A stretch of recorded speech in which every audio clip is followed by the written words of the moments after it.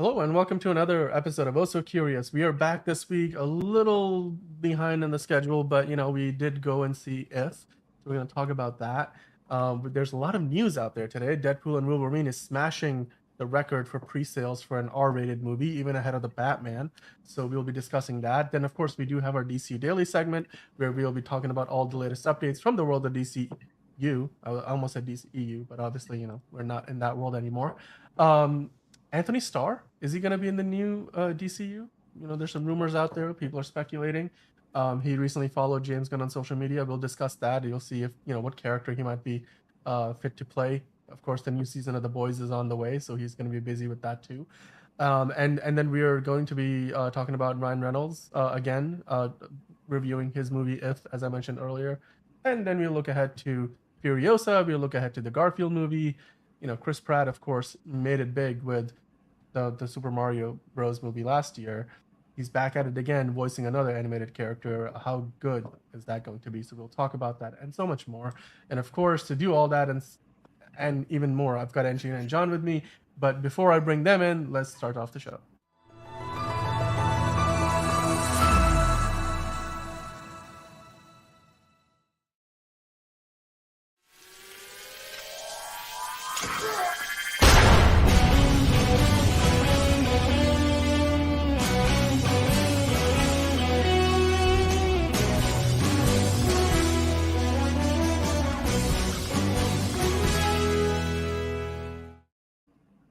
All right, let's kick this show off. And joining me, of course, we have Angelina and John. How are you guys doing today?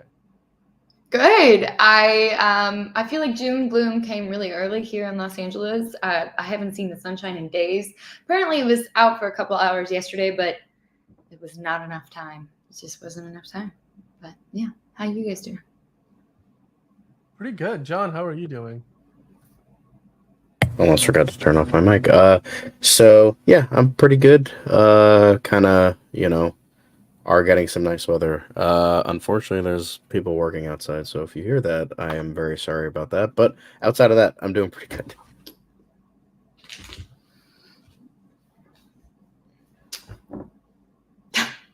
John is like, I'm like, hey, you somebody else, get me out of here. Yeah, we've got some fun news to talk about today. Dan, how are you? Have we talked about you ever? Did we ever ask you how you are? Yeah, I've been on the road a lot recently, so I got home like just before the show today, and then it's just been looking through all the news. There's a lot of news in Hollywood that we got to talk about, so I was diving into the various stories, and we're going to be discussing them. The big one of the day happens to be the Deadpool and Wolverine story. Have you guys seen any of the marketing for that yet? Like, because I know actually, I have not yet seen that. Sorry, I feel like my can you guys hear that? My earrings are like tapping against my AirPods. No, you're good. Good time. Good. I think I was like, you can hear that. Yeah, no, I haven't seen any marketing for it, which is funny because I'm still seeing a crap ton of marketing for the Fall Guy that bombed, but it's nothing for Deadpool and Wolverine yet.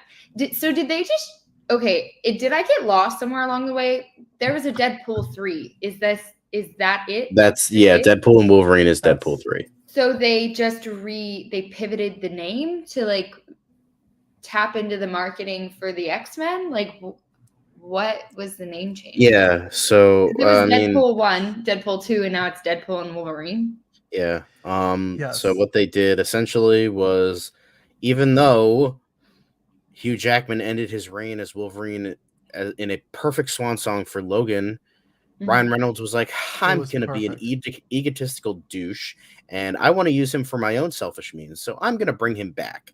So, and I guess Hugh Jackman needed a new boat. So here we are. They brought Hugh Jackman back as Wolverine, and for Hugh Jackman is such a nice dude, and you just roasted the shit out of him. Nostalgia bait member berries. What is described as the Fox version of Spider-Man No Way Home, which I'm sure will be fantastic. Hugh Jackman is a nice man on all accounts. He's a very nice everything man. I've ever heard. So I'm excited to see him back as a Wolverine.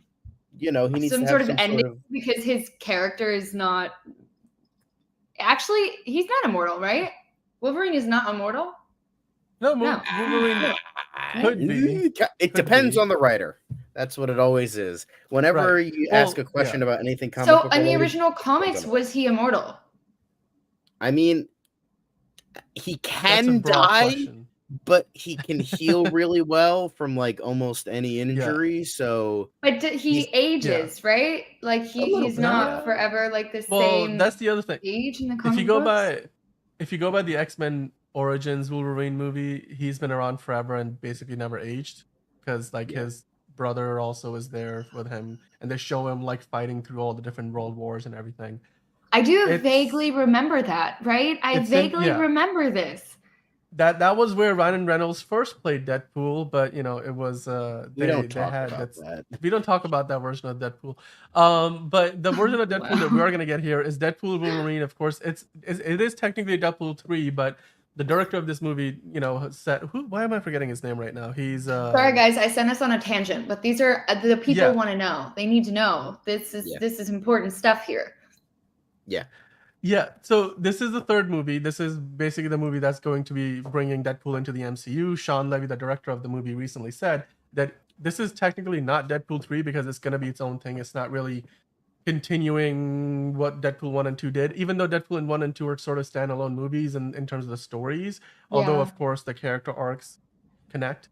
But the story today is that Deadpool and Wolverine have been smashing the records for R-rated movie pre-sales, which is great for the for Hollywood and for the summer box office, because with 8 million plus in pre-sales, it's now ahead of the Batman and also Guardians of the Galaxy Volume 3. Even though Guardians of the Galaxy Volume 3 was not rated R. Actually, the Batman was not rated R either. The Batman was rated R either.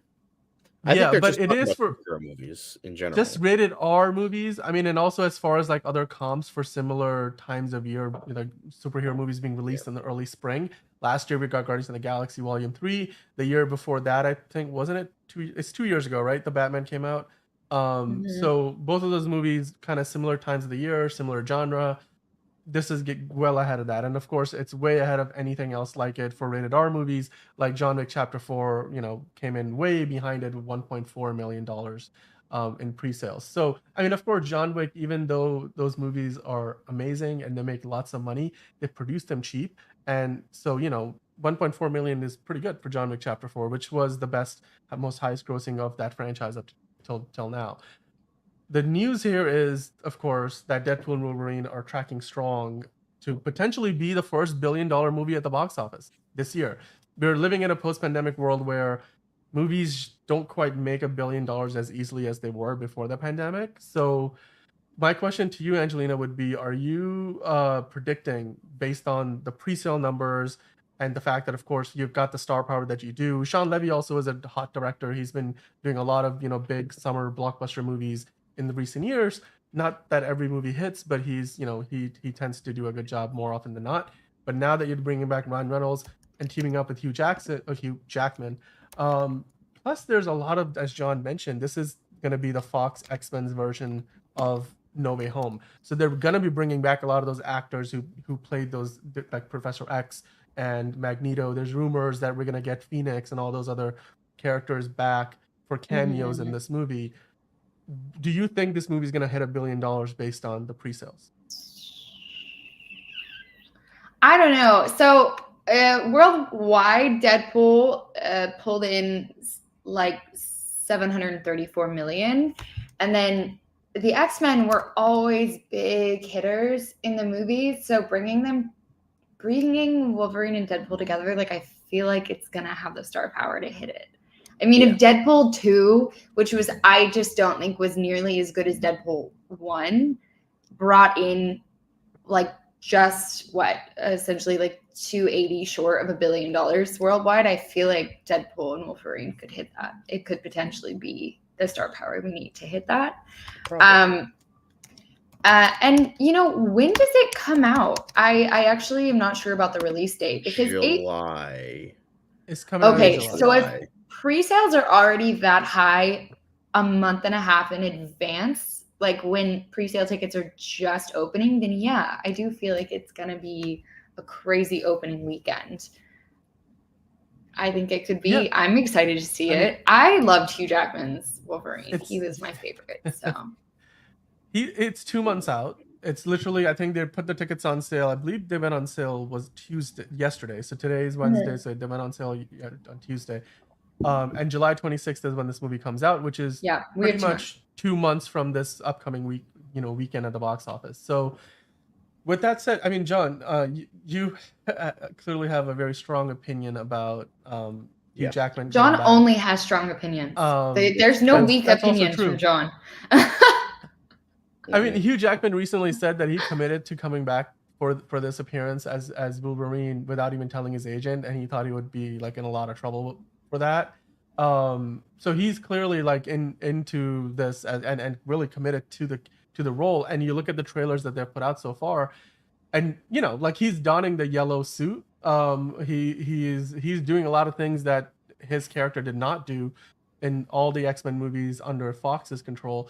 So what are your expectations of this movie? And then also the same question as Angelina, like, do you think it's going to hit $1 billion? I could definitely see it hitting $1 billion because, I mean, as some have said, like a friend of mine pretty much was saying this is going to be the Fox version of Spider-Man No Way Home. And then I think somebody, maybe Kevin Feige, maybe the director, maybe, I don't know, said that was essentially what the case was. I could see that happening since No Way Home made over $1 billion, I'm pretty sure. And that was still like, that was only in 2021, that movie made like 1.8 billion. Yeah, that made the top 5 of highest grossing. Yeah, that made a shit ton. I don't think it's gonna make that. I think it'll cross $1 billion worldwide. I don't think it'll get to like 2 billion because people love Spider-Man more than X-Men, and especially I feel like a lot of the X-Men movies nowadays are like kind of cool to hate now, even though a lot of them like hit really well. We haven't a lot had of them one are in really a few good. years. So because we haven't seen an X-Men movie since, what was it, the one that got released on streaming? Mm-hmm. Not even that. There wasn't there one with there was New Mutants. New Mutants. I think that was the last one that got released. That was got put on it's awkward because that was made before X-Men Dark Phoenix. But it kept getting delayed because it was supposed to have reshoots, but then the reshoots never happened because they all grew up too fast, and so they all looked way too old for their parts. So they just decided to throw it on streaming. Just throw it on streaming. Yeah, I think they did give it a very short theatrical release, but it was a pandemic, so they basically popped it on streaming straight away. Kind of like the Fall Guy. It's on. You can buy the Fall Guy on digital now, even though it's only been 3 weeks that it's been in theaters. That's so hard. I'm not gonna be seeing this. I don't want to see it. I have my reasons. I refuse to see it. Wait, this one? Deadpool and Wolverine? You're not gonna see Deadpool and Wolverine? Nope. Why? Because I hate the fact that Hugh Jackman came back for this, even though the whole point of Logan was supposed to be. I understand. I know Ryan Reynolds said, "Oh, we're not messing with Logan," and that's fine. That's respectable. I'm like, thanks for doing that. However, the whole point of it wasn't because Wolverine Logan finally died. Like that wasn't the point of the whole point of that movie was that it was supposed to be a swan song for Hugh Jackman as Wolverine. So the fact that they're bringing him back for something that's like kind of like nostalgia bait a little bit. It just feels like it's like kind of undercutting what Logan did, I feel. And I feel like that's kind of saddening and a little cheap, especially when Logan is arguably the best Marvel movie ever, in my humble opinion. Mm-hmm. I've never seen it. So you need sorry for spoilers, but it's genuinely amazing. It's an amazing movie. Ending of that movie still makes me tear up every time. It's one of those, the superhero movies don't often commit to like the premise as fully as that movie does, because that movie is completely a Western. I mean, they'd use Johnny Cash songs to market it. Yeah, exactly. It's a neo-Western. But in most Western movies tend to be tragedies. Not every Western, but that movie in a way it is. And I just remember, especially the Wolverine that came out before it. That movie, its third act completely upended everything that's set up in acts 1 and 2. Pretty much. I really was not sure. The Wolverine was a great movie. And I remember I was talking with a friend of mine about this, how the Wolverine essentially was Logan level quality for the first 2 acts. Then the third act shit the bed. Mm-hmm. And that was, even though, don't get me wrong, the Wolverine is a great fucking movie. That is like, I would say like 8.5, 9 out of 10. But the fact that Logan, they gave Mangold carte blanche, do whatever you want. okay. And he did that, and that was just perfect. So I feel like the Wolverine, if they just let him do what he wanted to do, we could have gotten 2 Logan quality level movies back to back with one another, more than making up for X-Men Origins Wolverine. So, you know, right. Absolutely. But yeah, that's just my I mean, and I'm not shitting on people who want to see. If you want, I make jokes, all that stuff, but like if you want to see this movie and you're happy to see the movie, cool. That's awesome. I'm happy that you find joy. I'm happy that you find joy in something I cannot. I'm committed. I have my principles. I have my morals. I can't find it in myself to watch this movie. I can't. I'm sorry. Like, I love Logan too much, and I feel like this definitely cheapens it, and it makes me genuinely kind of sad. Like, I know it's a movie, but like it still like saddens me a little bit that it was kind of undercut, especially with how great Logan was. You know, I've been thinking this movie's probably gonna get an MCU cameo or two, like some superhero from the MCU, and it's most likely gonna be Doctor Strange. And the moment that happens, it's gonna really throw me off, because like seeing those. I mean, I don't know. I mean, we're already getting the TVA. We're getting the TVA, which is a huge, like, you know. I mean, would we get Loki in this? So, do you think? Then we might be getting a Tom Hiddleston cameo. I wouldn't be shocked.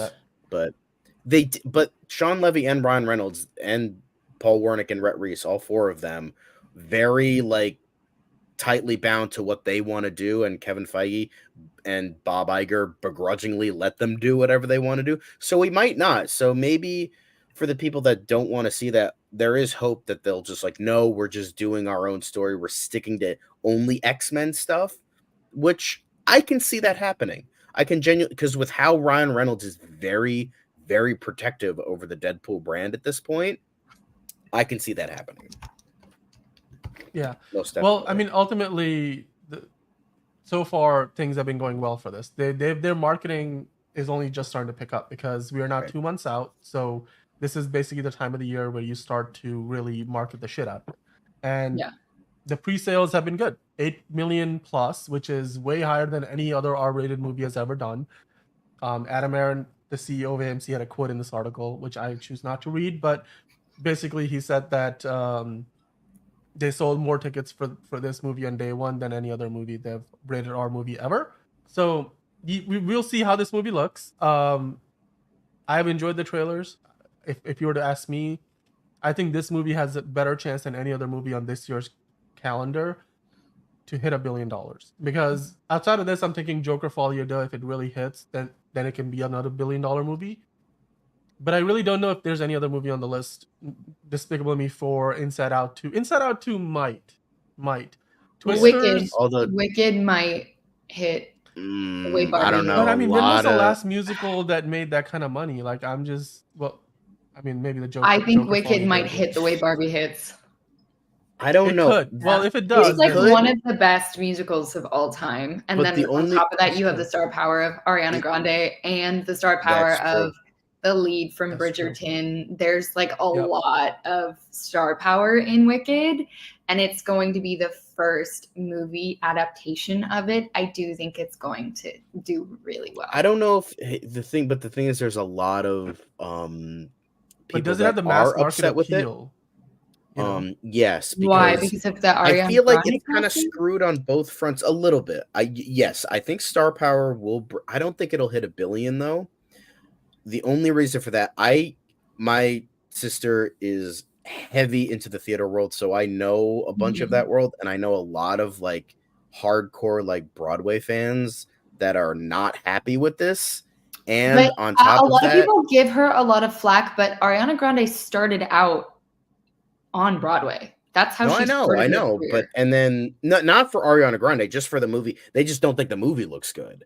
And on top of that, I've seen a bunch of movie fans that are like, I like the book Wicked, and I like the musical just from like an outsider's like point of view, more so being movie fans, and they're like, this looks kind of dull and gray and kind of So I've seen both sides being like, I don't know about this, and the director has been mostly miss, so that might also be a factor as well. But who knows? It could be a surprise. Yeah. But Obviously, we'll have to see.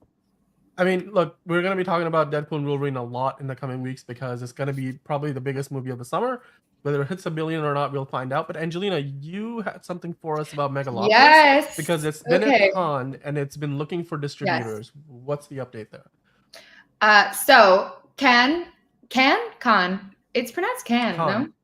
Is it Con? I think it's Con. I think it's Can. All right, y'all. Can you guys change it? You decide how you want to do it. No. Let us know how you say it. So Ken was this weekend. Megalopolis, blah, blah, blah. Yeah, you guys heard me right. Megalopolis debuted at Cannes over the weekend. It had a 7-minute standing ovation. It was received incredibly. Leading up to Cannes, it had already pre-sold to a lot of different countries. Following Cannes, it was picked up by Australia, Bulgaria, Czech Republic, Slovakia, Hungary, Romania, like all of the places, including Turkey. It is completely sold worldwide now, but the US is still not announced whether or not it's going to release here, which is insane to think that a Francis Ford Coppola movie would sell worldwide and then not be sold in the US first. So I feel like they're holding out for like the right pricing. But I mean, Francis Ford Coppola has already won 5 Oscars. A 7-minute standing ovation is. Although there were some boos mixed in there as well, because I've seen there were some boos mixed in there. Like some people were like, "Oh my God, this is an achievement. This is like his best movie." Yeah. And then I've also heard people like, "This is a $120 million version of The Room." And I'm like, wow, okay. So we'll see how this goes. I think this will be very mixed down the line. You're going to have some people that are like, our responses to it were exact opposite, right? We're exact opposites. That's exactly what I'm saying. You were in love with it. And I was like, oh, this looks pretentious as fuck, which is like fair. So, you know, we'll see. But I think this is going to be a very divided film. And the fact that like dumbass Americans don't want to buy it. You know what? I can see that. I think any really good pivotal movie that talks about society and the way that this movie attempts to make a conversation is truly like a massive divide, right? Like Civil War, so many people were like, I'm not going to go see that movie. You were like, I'm scared of seeing this movie. It scares the shit out of me. And I watched Civil War and I was like, oh, dear God. Yeah, I didn't want to see it because I thought it would be too heavily political, but it was the exact opposite. And that's what I appreciated about it so much. So I do think that this movie is going to divide people similarly to every big sort of societal. I mean, it's a movie about us, right? It's a movie about where the world is going, essentially, and that's a little bit, scary. But I'm gonna see it, of course. But so far, well, that's only if it sells in the U.S., guys. So we just don't have any reports about that, but. It's now sold in basically every other country. We're still waiting to hear back about a couple. It's a very limited release in UK right now. It is sold in their current advanced negotiations in Japan, China, South Korea, and the Southeast Asian market, as well as Latin America and the Middle East. There is literally no word on the US. So basically, this movie is already sold or will be shortly sold worldwide, except for the US. So if you live anywhere else, you can see the movie. We might have to wait a minute. We'll see. Or we'll just have to, you know, ride the pirate ship. But hopefully we don't have to, because this seems like a very cinematic experience. And I mean, it's also should be seen on the biggest screen possible. I mean, IMAX made a commitment to give it a limited run, which I'm sure helped make a lot of those deals happen at Con. Mm-hmm. The question becomes, of course, like you said, will North America get a release with this? I mean, I'm sure they will. It's probably they're just negotiating at this point because, like, why would if it's sold everywhere else? Of course, it can sell but as far as the studios where this was shopped, I mean, people who have seen this movie, the distributors who have seen this. The reactions are mixed. And that's probably not helping its cause. Like I think it's 50-50, 100%. It's like the difference between John and I's reception of the trailer. It's like, ew.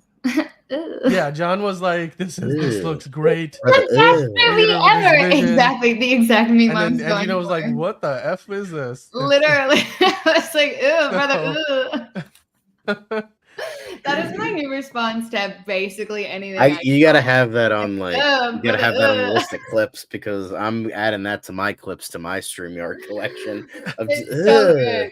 Brother, like what? Yeah, 100%. That's how I felt about the trailer. I mean, I'm talking to you guys very excited about the 7-minute standing ovation, but me personally, when I watched the trailer for this movie, I was like, ugh, brother, ugh. Like it looks really pompous. It looks like a waste of money to tell a story that seems a little elevated, like just a little too dramatized, but we'll see. 7-minute standing ovation is pretty incredible. You got to give it. Yeah, but sometimes I wonder if the standing ovations themselves are a little inflated, like, oh, it's Francis Ford Coppola, so we have to stand up and clap even though we don't actually know how we feel.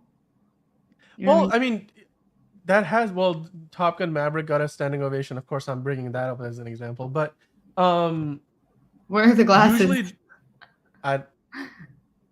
he says they're somewhere. Let me find them. They're somewhere. The point I was trying to make is usually when they get a standing ovation, it's part of it has to do with the fact, of course, it's Khan and you're applauding the filmmaker, but Khan isn't like the audience there isn't just giving a standing ovation to just about anything. Like usually there's some merit behind it. So, but at the same time, we have seen in recent years, if a movie does well at a festival, it doesn't always mean that it does well, with audiences. Indiana Jones 4 really struggled. I mean, it had a very up and down weekend at Cannes. Last year, and all of a sudden the box office projections tanked after that. So 5.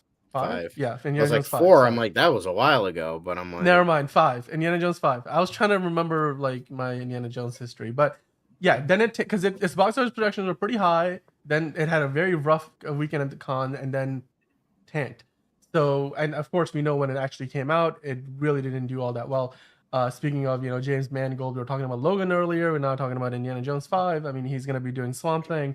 But as far as this movie goes, Megalopolis. Yeah, I tripped on that earlier too. Sorry. Yeah. There's enough star power in here that I feel like somebody's going to pull the trigger on it eventually. Because I think, John, you mentioned this last week when we were talking about, before the Cannes festival, that the big streaming players might be ones to kind of step in here and be like, you know what? Maybe. Like whether it's, because here's the thing though, even if they do step in, at that point, you're talking about a streaming release. You're not talking about a theatrical release because Apple partners with other studios like Paramount, Columbia, or Universal to release their movies. That's how they've done their last 3 theatrical releases.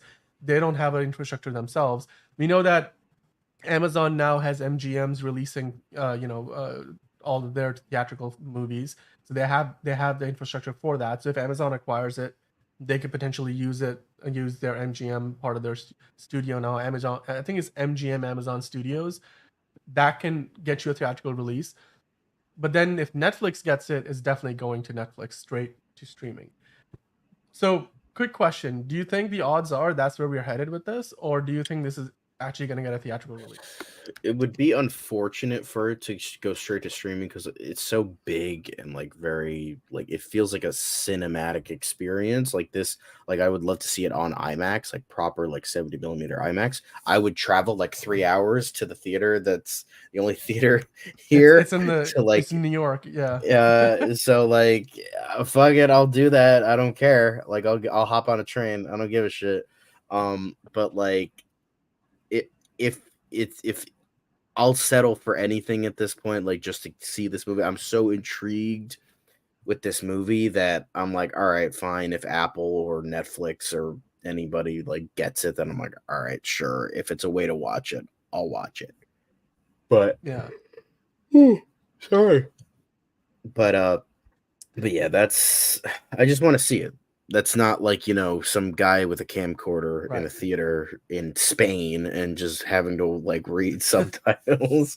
Just being like, all right, let's. Yeah. Okay. You gotta get Adam Driver dubbed in Spanish and then you read the English subtitles. That would be an experience. I wouldn't mind. Angelina, what are your thoughts? Do you think this is gonna get theatrical distribution in North America, or is it going to end up on it one has of the to. streamers? It'd be so weird if it premiered worldwide. I just think it's really weird that it wasn't the first person to offer. Like, I almost wonder if the studios are sitting back and being like, we want to see how much you think that you're worth, Francis Ford Coppola, before we make an offer. So I don't know. I just feel like it has to do with money. I think that's the only real delay here. Francis Ford Coppola is a smart dude. He's won 5 Oscars. He's done this a time or two. I can only imagine he's like, yeah, that's not enough money. Come back with a bigger number. And the US studios were really like, no. And now it's literally going to be, now they have to negotiate, right? Like they have to raise the price. Well, so we'll see. Right. And I think you kind of maybe hit the nail on the head there earlier on, where you were saying basically they need to close more deals around the world before somebody in US and larger North American market steps in, because they are still working on locking down Japan, China, South Korea, Southeast Asia, Poland, Latin America, Middle East.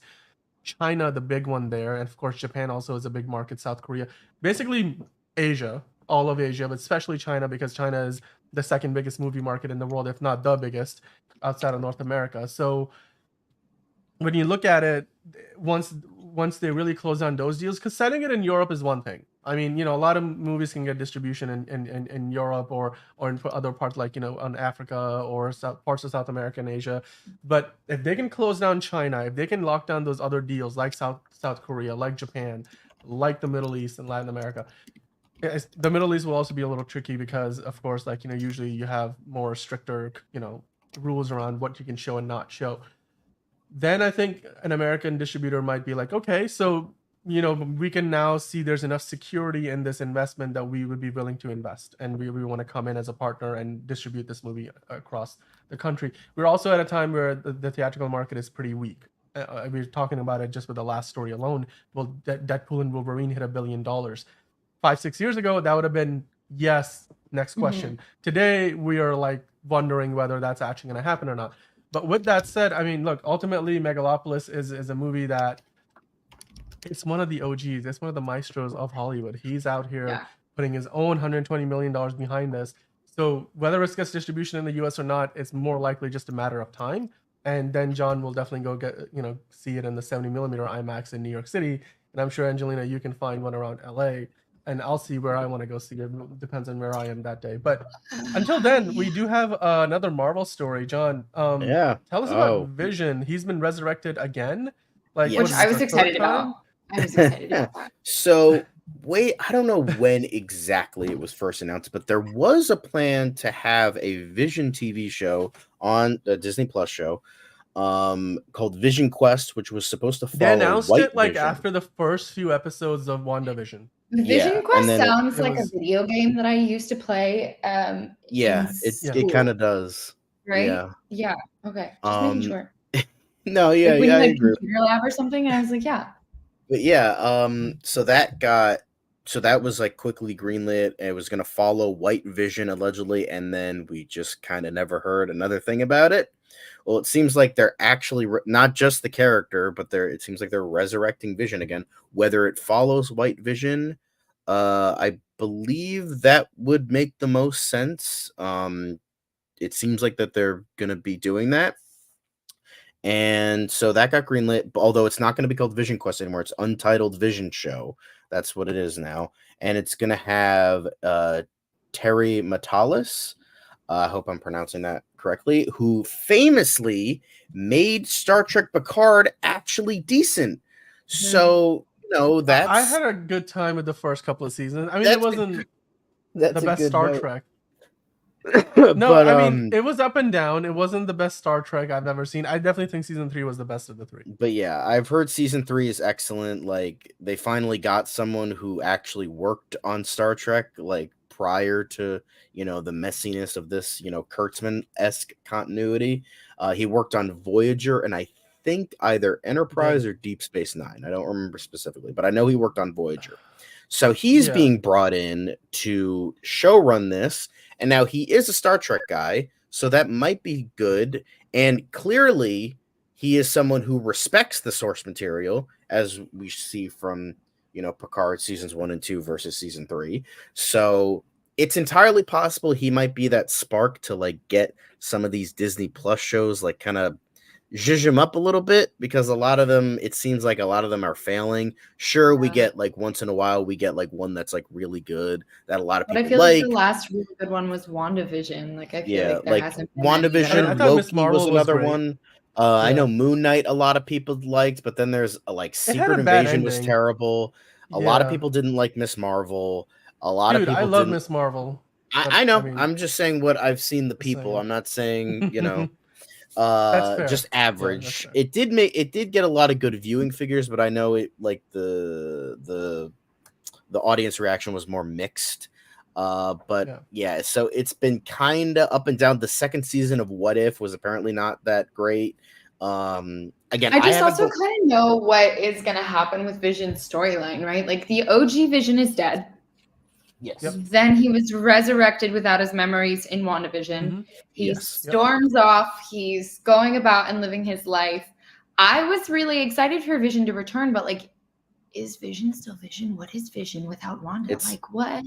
It's like as they were saying, he's like the ship of Theseus. Like, how much is he, really Vision or not really Vision? Like, they had that whole philosophical debate at the end of WandaVision. So I like, if I still actually followed Marvel, I'd be like intrigued with what he has in store, but I just don't really care about Marvel anymore. So I'm sure like with how good he did with like other like previous works, there's maybe some hope for fans that are like willing to be like, all right, I'm willing to come back to see what he has in store. But who knows? But it's definitely curious. It's like, okay, clearly they saw his work. They're like, all right, clearly this guy did some good work by making Kurtzman's Star Trek actually somewhat decent. So maybe he can do that for the Disney Plus shows. Maybe he can do that. So he's clearly talented, and he could probably make it work. But I hope that it's good for the people that actually tune in and watch, because I'm not going to. Well, look, Terry Matalas, not only has he done Star Trek Picard, but he also has been one of the executive producers on the recent reboot of MacGyver. I personally prefer the Richard Dean Anderson version, but the recent reboot ran for a few years. And he was also a big part of the 12 Monkeys series, not the movie, but the TV show that was on Sci-Fi for a few seasons. I like that show. But he's got his sci-fi chops. The big difference here, I think, between what they've got here with Terry Matalas as the showrunner with the writer's room opening this week, as the article in the Hollywood Reporter says, versus a lot of the creators that have done some of those recent MCU series where they've been getting mixed reactions.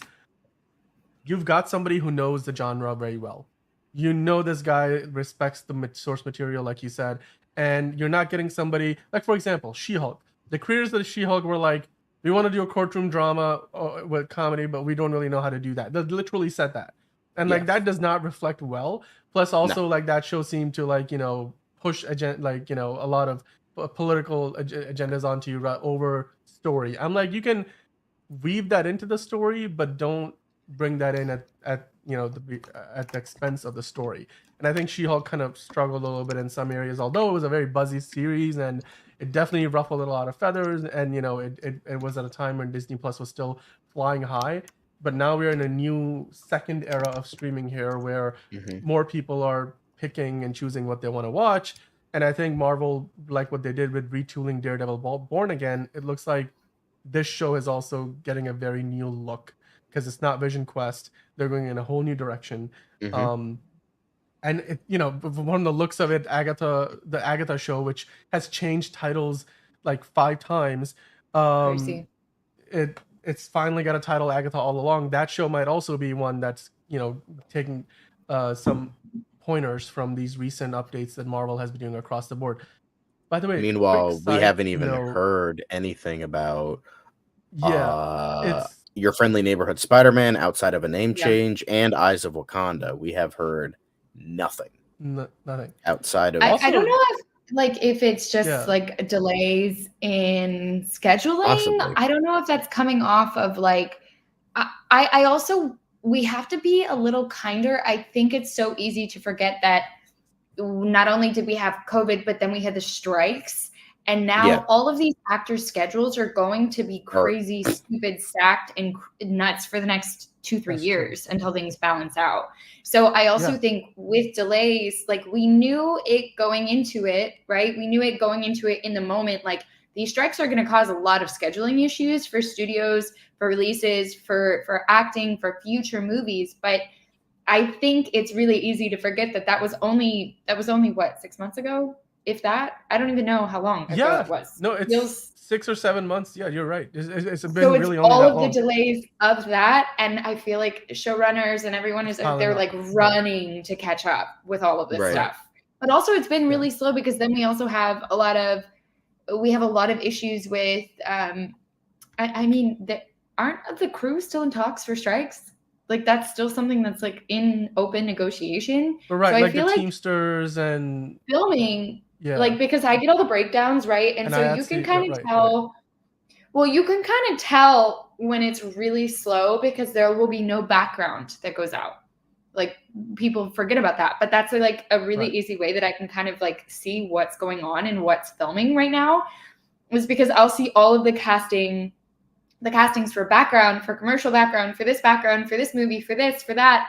And honestly, for months, I wasn't getting any of those casting notices. And I was like, damn, it's slow. I'm not even getting emails for anything. Like, that's so wild.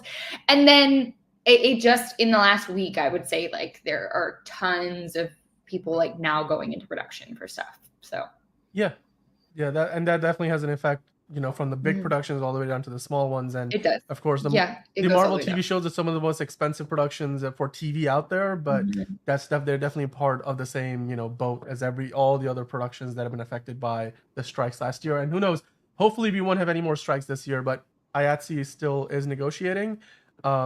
So, you know, we'll see how that goes. But the last piece of news I wanted to touch upon before we move on to DC Daily is Adam Wingard, who directed the last 2 Godzilla Kong movies, basically Godzilla vs. Kong and then Godzilla times Kong. He's not coming back for the sequel to Godzilla times Kong that came out this year, A New Kingdom. John, you looked at this. What are your thoughts about Adam Wingard not returning? We had the news that the director of Shang-Chi is coming in and stepping in to take over.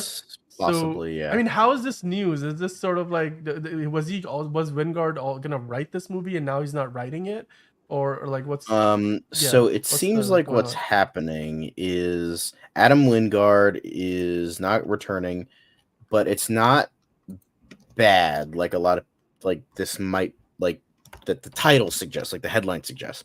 It's more so he's literally just off. Going to be doing another movie on slot for A24, and Legendary, who produces all of these, says like we would love to have him back, but he's off doing another film, so maybe after he does that we can bring him on for something else. And it seems like Shang-Chi scribe David Callahan, who also did the early drafts of the first Godzilla movie. Depending on who you are, that might be really good or really bad. Will be writing the next film, whatever that is, whether that's a Godzilla Kong movie, whether that's another spin-off, whether it's just Godzilla, just Kong, who knows. But he's going to be coming in and writing the next film. I think it's going to be another like just plain Godzilla movie, if I were to guess. I think that's what they insinuated. So you mean like there's not going to be any Kong in there? No, it doesn't seem like it. Because, by the way, there is an interesting pattern that every movie starring Kong or co-starring Kong is done better than every movie where Godzilla is by himself. Because Godzilla's just not that interesting. Kong the highest has grossing movie. Clearly, someone here has not seen Godzilla -1. First of all, no, I'm not saying. I'm saying box office. I'm not denying. I think it's because King Kong is an American monster. Like Godzilla is a Japanese monster, rather than So I think there's more iconography with King Kong. Yeah, like I don't know. Kong has so many human qualities about him. It makes you more empathetic for his plight. Especially when he was beating up people with a smaller baby Kong. Yes. Precisely. I mean, look, very empathetic. Very empathetic. Look, ultimately, I was gonna say the movie that's I think it's still in theaters, or it might just be coming out of theaters depending on where you live. Godzilla times Kong is made over 560. It's got like 564 million and up. It's still making money. It's climbed up to being, I think, the second or third highest grossing in the franchise, because the highest grossing is Kong Skull Island, which I also think is the best of this series so far in terms of just pure quality.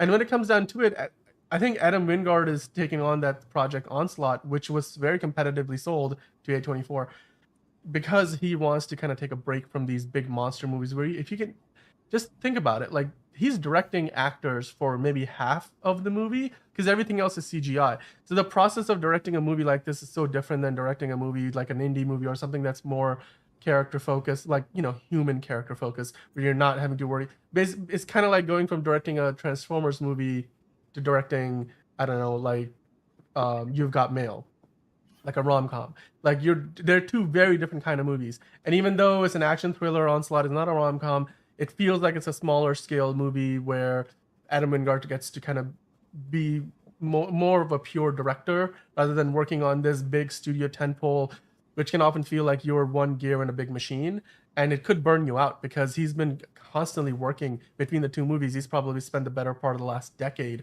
of his life and career working on these films. And like you said, John, he's got no ill will here, so he'll be back for more. I'm sure he's got more stories to tell, like he said. And so, maybe he'll be back for the next one. We'll see where this franchise goes.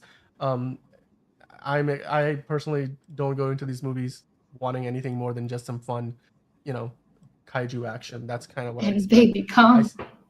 Yeah, but baby, well, right. That was very interesting how that all played out. And I'm like, really? That's how they're gonna go about it? Anyway. But with that, we're gonna wrap up news. We talked about a bunch of Marvel stories, like Vision, the series is still around and getting retooled to Terry Matalas as the showrunner. We know that we are getting Megalopolis around the world, not in the US yet, but it's looking to find distribution. John is really hoping that it finds distribution. Of course, we talked about Adam Wingard stepping away from the legendary and Warner Brothers Monsterverse for a bit. And then, of course, Deadpool and Wolverine. They've been smashing pre-sales with $8+ million worth of pre-sales, the highest for a rated R movie. So now which does seem like a home run, Angelina. You're right there. So yeah, let's move on now. Let's talk about DCU Daily. So yeah, we'll be right back, and then we will go into why maybe Anthony Starr could be heading to the DCU, and maybe what character he could play.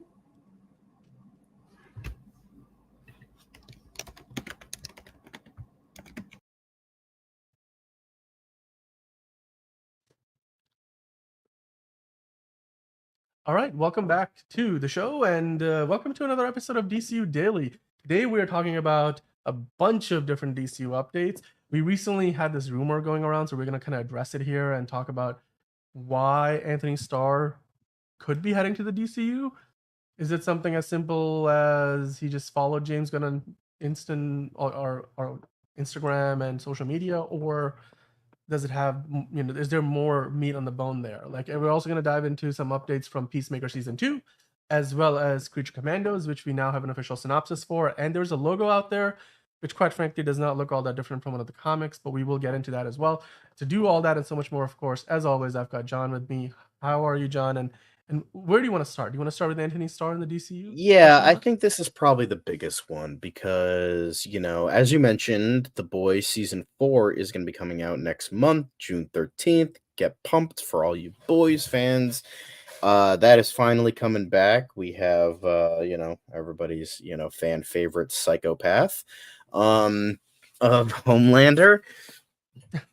And so there was a little tidbit. Obviously, it probably means nothing, but you know what? It's interesting enough because I do think the guy is very talented. From the one thing I've seen him in, he's very scary and he does that very well. But Anthony Starr started following James Gunn, and James Gunn started following Anthony Starr. It probably means nothing. But with how fans view this kind of thing, we're like, oh my god, something has to be happening, right? And when it could just be like James Gunn really likes the boys and Anthony Starr really likes, you know, what DC stuff they have. So it's probably nothing, but I think it's like something that like a bunch of people are talking about, so we'll talk about it.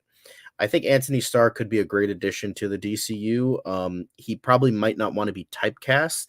However, I wouldn't mind seeing him. I think the biggest fan casting I've seen him as is Reverse Flash. A lot of people want to see him as Reverse Flash. I think he could do that very well.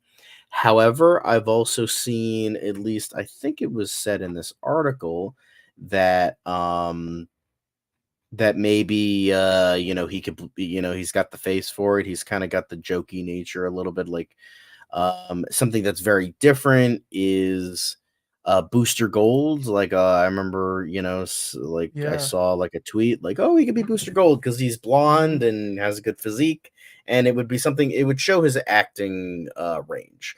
So dude, he also looks so different in like his street clothes versus how he looks when he's playing Homelander. Yeah, like, he looks like a completely different person. Like Anthony Starr looks nothing like Homelander when he's not on camera, and you just see him posting on social media. Yeah, I mean, the man's Australian. Like I remember when I heard his actual accent for the first time, I'm like, oh, hey, you do a good American accent, my guy. Yeah.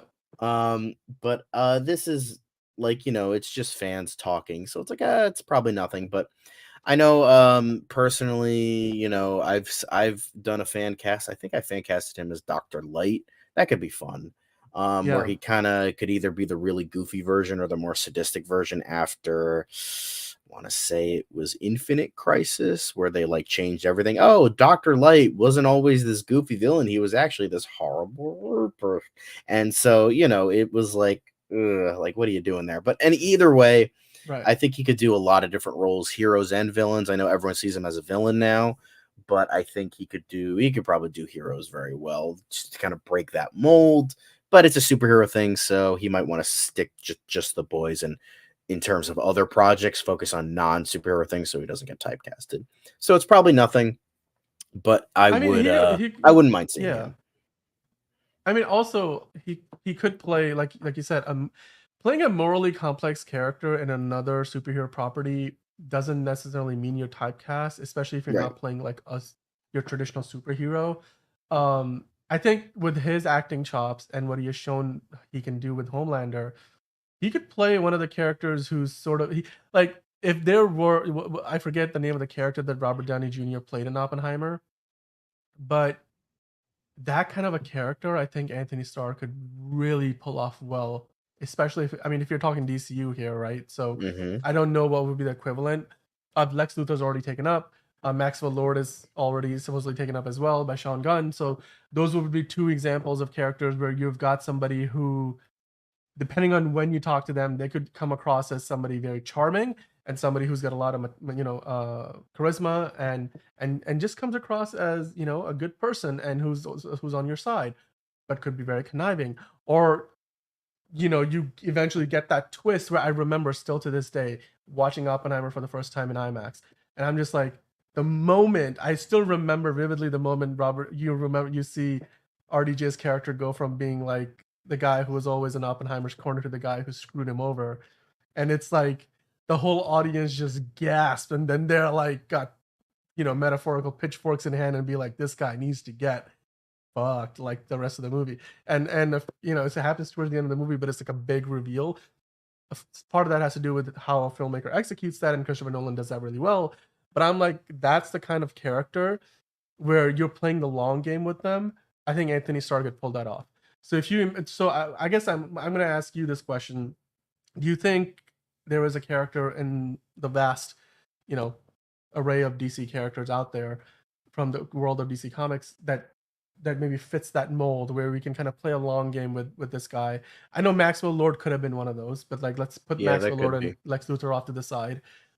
are there any other options where even maybe a superhero who has always traditionally been a good, like, who's been a superhero somebody rather than a posted it villain? right there. You can kind of see it. Hal Jordan. I could see him as Hal Jordan, as someone who's like has the weight of like, oh, I'm the greatest Green Lantern, but he also has his like innate like, okay, like his moral complexities and that kind of thing, and dealing with that. Because like he does eventually become Parallax. I know they kind of retconned it that he wasn't got possessed, but like it was still like someone like a monster like possessing him. So I feel like you could do that pretty well. He could definitely do that well. So I wouldn't mind seeing him like that. I think he's like kind of a good age for that. But yeah, I wouldn't mind seeing like someone like that more morally complex, like maybe I don't know. Like I think he could do a lot. I think the morally complex sort of thing going on. Maybe like a Bruno Mannheim, maybe like kind of or Morgan Edge following into that sort of like billionaire vein.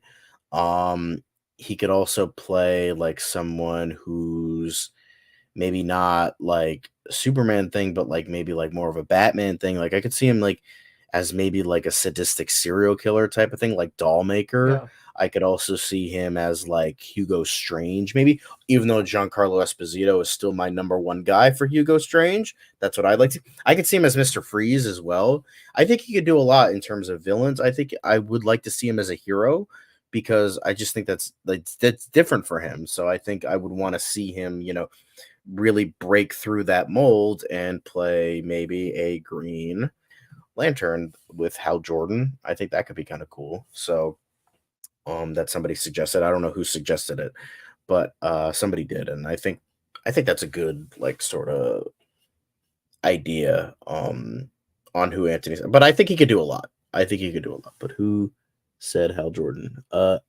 Casey Pelletier, I think their name was. So yeah, good on them. I think they could do that. I think Anthony Starr could do that. But in terms of do you want to move on? I think we spend a little bit too much time on this. Oh, you're muted. Sorry, I was muted. I was just saying in terms of overall context for the story. It very much feels like, okay, two people follow each other on social media, so there must be something going on. Where it could be something as simple as, I don't know what the order was. Maybe Anthony Starr followed James Gunn, and then James Gunn was like, oh, Anthony Starr, I'll follow him, or vice versa. It could also be because they do have something in the works. There was a Booster Gold rumor. I know that's not something that we necessarily wanted to talk about today, but I did want to quickly mention, since Anthony Starr is being linked to that, Booster Gold is not going into production this year. James Gunn firmly crossed that off the list. He denied that rumor pretty quickly. If he was to be doing, then I'd imagine like a casting process might be happening now and production starts later next year. Angelina mentioned earlier in the show that, right now we're starting to finally see productions get back up and running. A lot of more casting notices are going out than there were earlier in the year, and we're hitting a summer season where productions pick up for the fall TV season, as well as, of course, movies that are going to be coming out next year and the year after that. We know Supergirl is going to be going into production.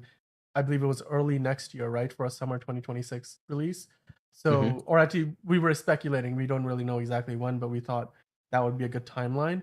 So, if Booster Gold was to be on the 2026 release date, having a 2026 release date, I'd imagine that they would be looking to cast sometime maybe this summer to prep the show and then get it up and running in production by early next year, if not the end of this year.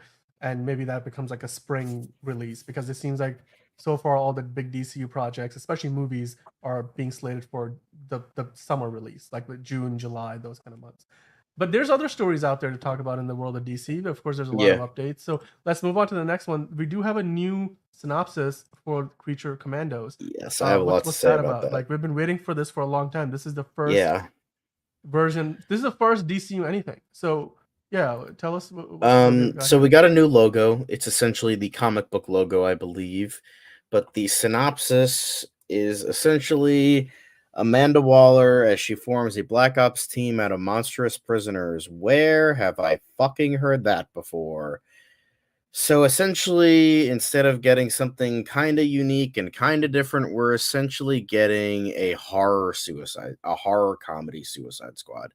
Which, don't get me wrong, I'm gonna watch the show. It sounds interesting. It's got a lot of people I like. It's got my boy Alan Tudyk, and I'm still excited for it. But it's just like, all right, can we like stop with Suicide Squad and Diet Suicide Squad at this point? Like, I'm just so fucking sick of them.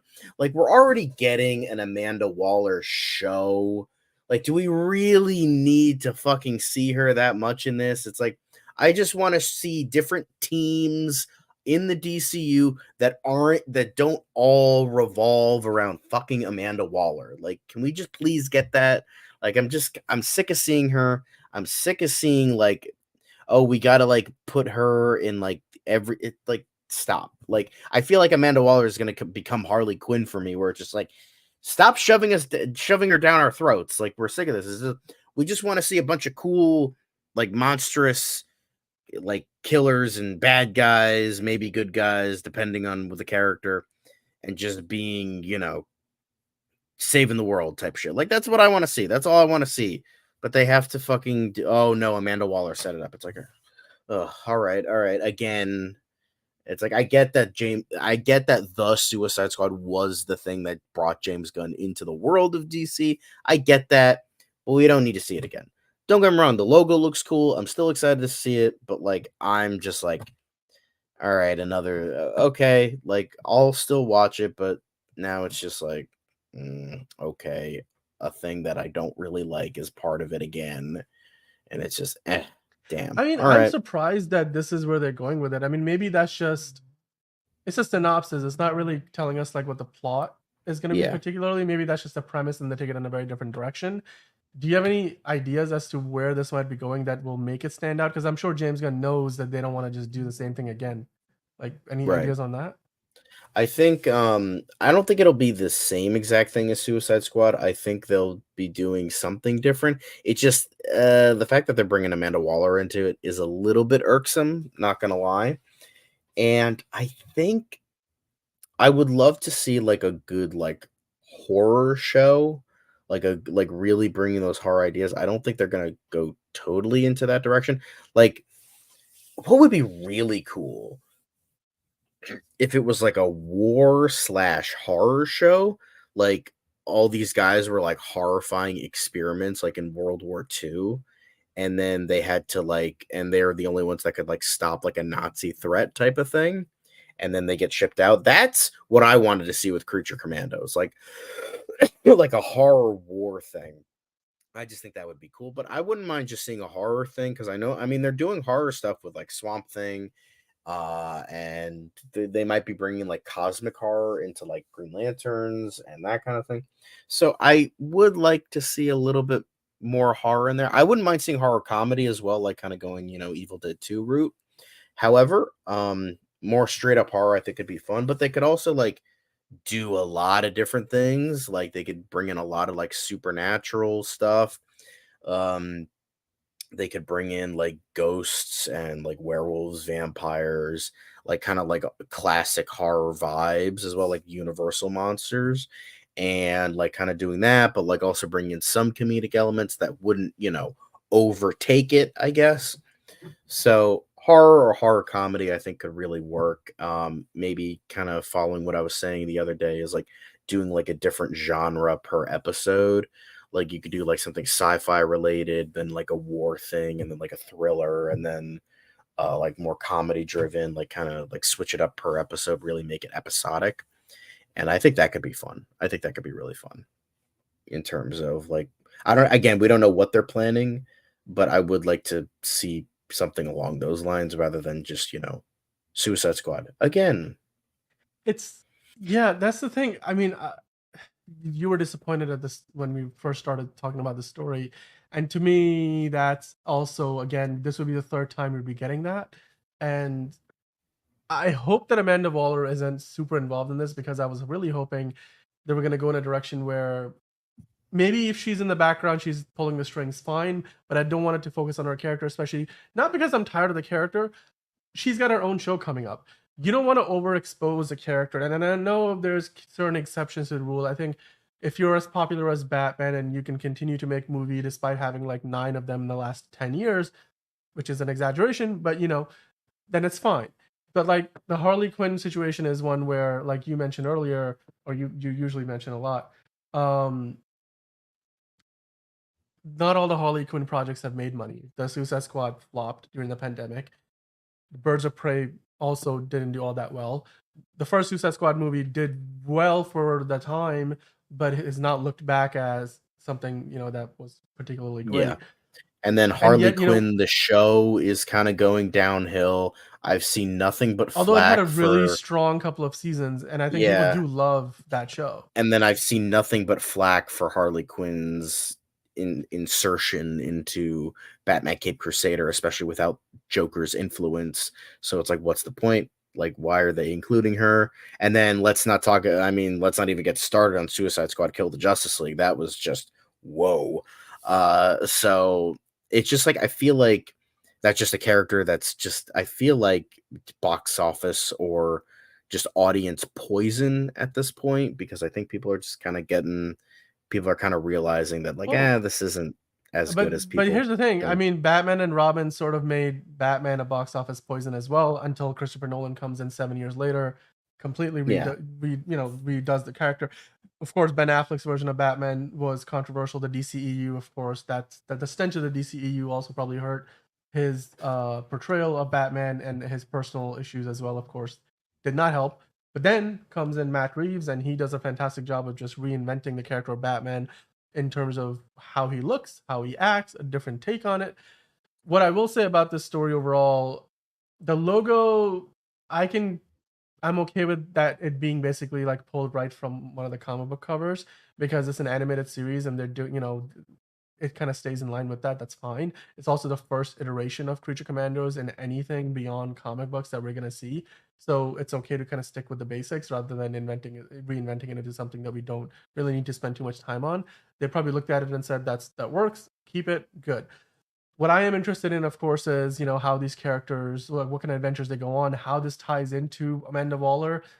What elements of the DCEU are we bringing in here? What elements are we leaving out? Because when you look at it, Frank Grillo is going to be in Peacemaker, and he is playing Rick Flag Sr. in Creature Commandos. Speaking of which, we also had a story about Peacemaker season 2. So what have you got there for us, John? Yeah, nothing much, but there's a rumor from DCU Leaks that David Denman, who's famously played Roy on The Office, is coming in for Peacemaker season 2. But literally that's all we have. So take it similar to with the Anthony Starr's thing. Take it with a grain of salt. It's on Reddit. I'm like, there's a huge pinch of salt with which you should, It's not even a grain of salt. It's a goddamn salt lake. It's exactly perfect. So, but I thought this was interesting I thought it was interesting for a decent reason. One, it's because David Denman was in a Gunn production, which was Brightburn. So, and James Gunn does like to reuse actors a lot. He likes working with the same type of people. So there is maybe some precedent with Denman working on the film. And then on top of that, in terms of Denman, being related to, in relation to his Office character and James Gunn, both of them on and off screen dated Pam Beesly. It's a thing. He dated her in the show. James Gunn dated her in real life. It kind of works. Maybe that's something. It's not. I'm just joking around. But yeah, it's Roy. Yeah. I mean, it's. I don't know. I mean, that if anything, wouldn't that make things a bit? Well, no, it wouldn't make it awkward. It was a TV show versus real life. But David Denman is a great character actor. I feel like I've seen him in a couple of things since The Office. Yeah, he was good in Greenland. He played a good kind of antagonist in that. I thought he was good. He's a really good actor. He's more so playing bad guys, but I think he was also in Zero Dark 30 as well. And so he's a good actor. He's not huge, but I think from what he's given us, he can do Like, he kind of does like a little bit of the same role, like kind of douchey, cocky guy. But like, I think whatever they would have planned for him, if he is, you know, in this, I think he would give us something great. But yeah, that I wasn't gonna, I wasn't even gonna bother with this because it's from Reddit. You know, it's Reddit's like a yes. Reddit did give us that entire leaked plot of the Flash, and which was mostly correct, except like maybe one or two things, but it was like 98% correct, I think. So it does give us some winners here and there, but for the most part, it's troubling. But I thought if I gave in that extra little tidbit of David Denman being part of a Gunn production, him liking to reuse actors, even though he didn't direct that, it could be something, and I would like to see him in the show. If it is, you know, if he does do a good job, cool. If he does not, then whatever, we move on. But like, I thought it was like at least worth mentioning, just for like a quick little thing, and that's kind of it. Then we can move on to something way more interesting. Then, if that's all I mean, we got. any ideas as to what character he would play? I think he would just play like another, since I don't know the guy's name, but the head guy who turned out to be an alien in the show. I don't know his name. I don't know the actor's name, and it's also very hard to pronounce. I think he's like Nigerian or something. So, yeah, that guy. I'm sorry. Yeah, him. Chukwudi Uwuji. Yes, he was also the High Volume 3. Evolutionary. Yes. Since we lost him, they might be like, you know, adding another like kind of like Argus guy, and I think David Denman would fit perfectly into that as like another Argus agent that helps them out, or just another like FBI, CIA type guy. I think he would be perfect for that. So whoever that may be, a known guy from the comics or an original character, whatever that may be, I think he could be a good addition there, since everyone else lived. I mean, I'm still interested to see how they make it so that this show does not confuse the heck out of people who have no idea that this isn't connected to season 1. Yeah. It's yeah. I mean, Angelina, do you have any thoughts on Peacemaker, Creature Commandos? Any character in haven't seen it, haven't wanted to see it, we're here. I say this with all the love I do. Here at Oh So Curious, I step back and I let the guys have DCU Daily. I'm like, y'all are the OG little DCU nerds. We love you. I love you so much. I love your passion for it. I can't really get into it. Remember when I consistently confused the DCU and the DCEU until I basically ran down and like had to figure it all out? Yeah. Good times. So I do remember that. It's just like people have different interests, and that's okay. We're all individuals. Yes. And I love you all so much. And I'm sure there will be comments like, did you just call us nerds? No, I mean it with the most sincerest love. I love that you love DCU this much. I was not a comic book girly. I just was not. Like, it wasn't me. You want me to nerd out over something? We can talk about Naruto. I was a big fan when I was like in middle school. I got a buddy of mine that's a big Naruto fan. I might get him to be Naruto. We all are nerds for our own little nerd things. I don't know anything about Creature Commandos or Peacemaker, but I'm excited that you guys are sort of excited. I feel like the consensus is John is not excited. John wasn't expecting it to be basically another version of the Suicide Squad, which is fair. I hope that it's not the same thing, and I'm still excited for it. Like I just want it to have like good horror vibes. Like I'm the horror guy, so like I want it to kind of be in that vein. And it's got my boy Alan Tudyk. Love me some Alan Tudyk. He's always a win. So I still have hope for it. It's just like, okay, another Amanda Waller thing is, but you know.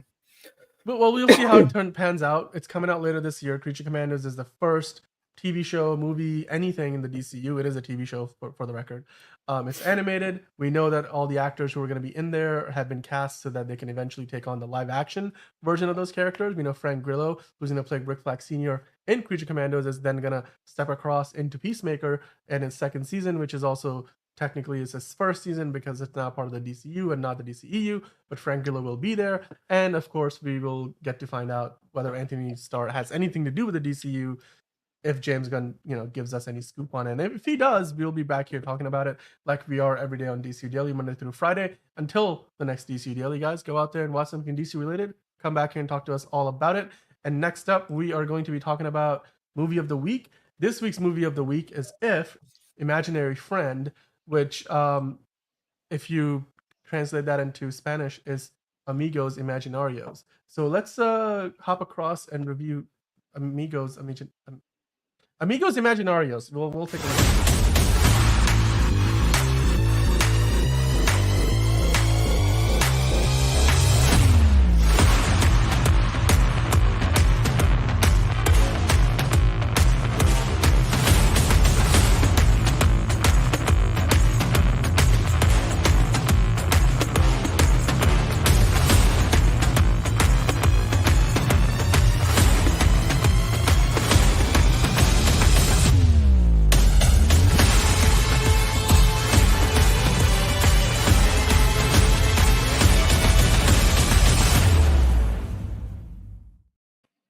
All right, welcome to Movie of the Week, and this week's Movie of the Week is If.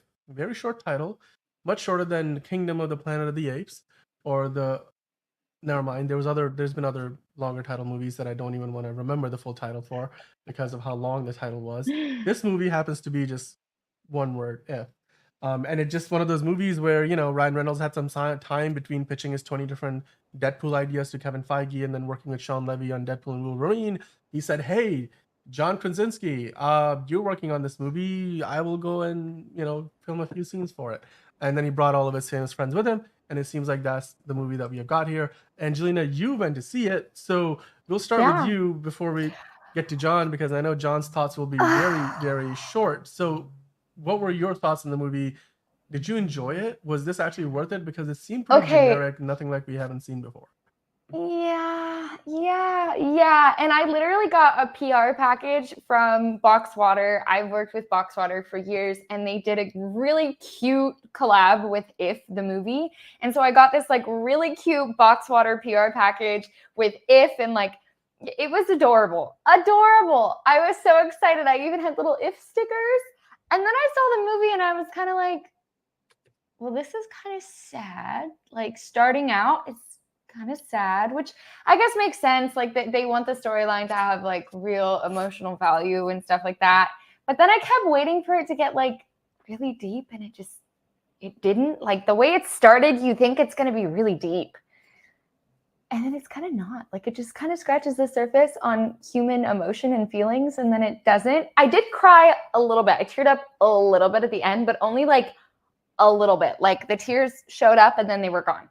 That's the extent of how it touched me, like, emotionally. I think the lead actor, she was great, honestly. I mean, Kaylee Fleming.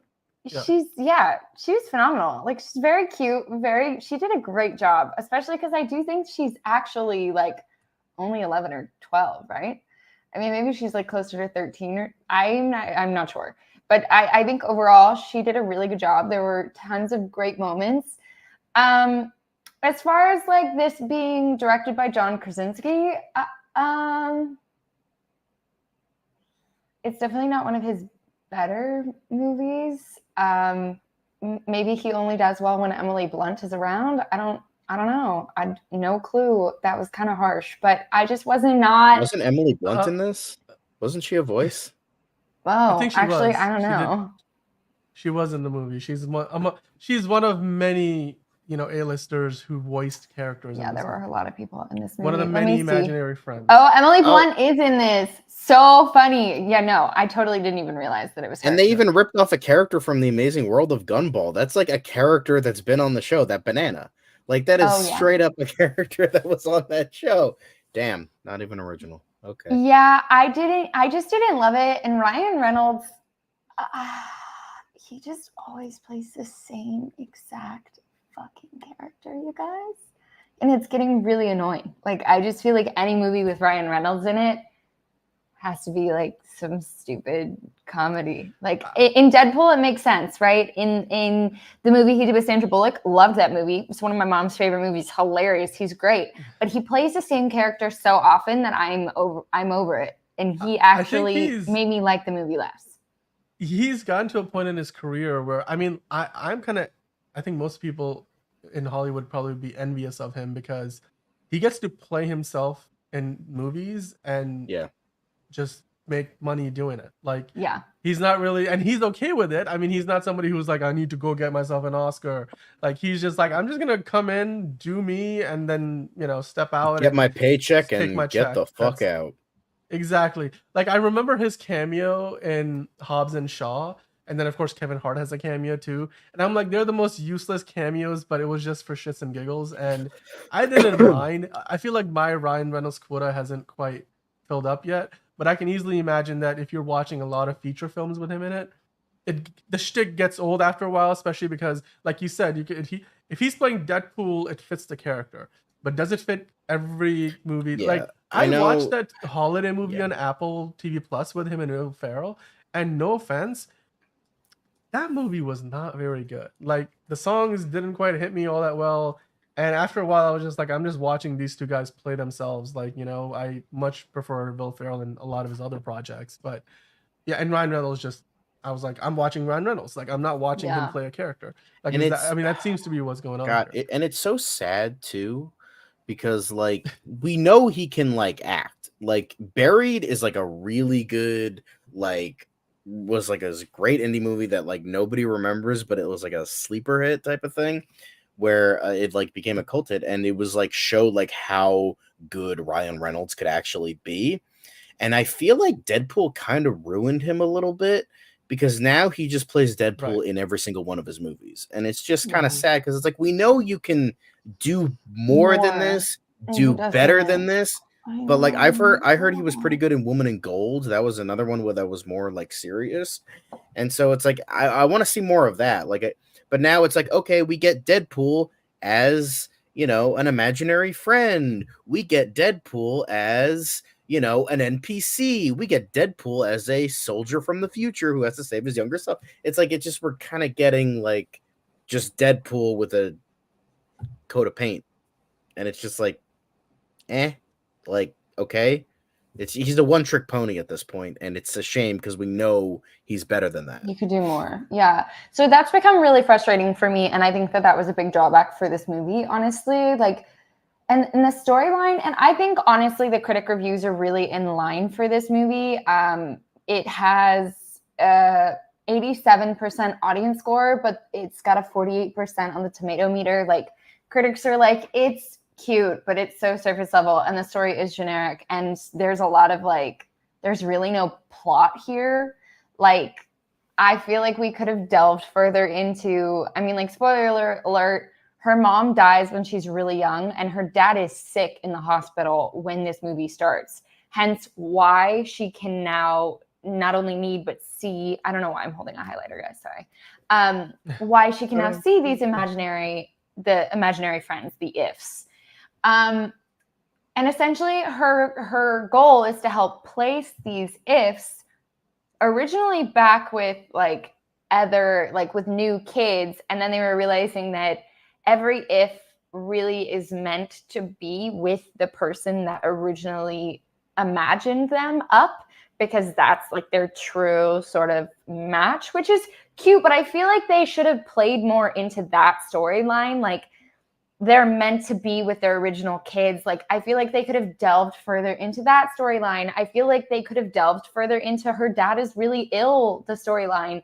We just get like all of this like weird surface level jokes, but they wanted to try to be deep. Like, I just feel like they needed to choose one.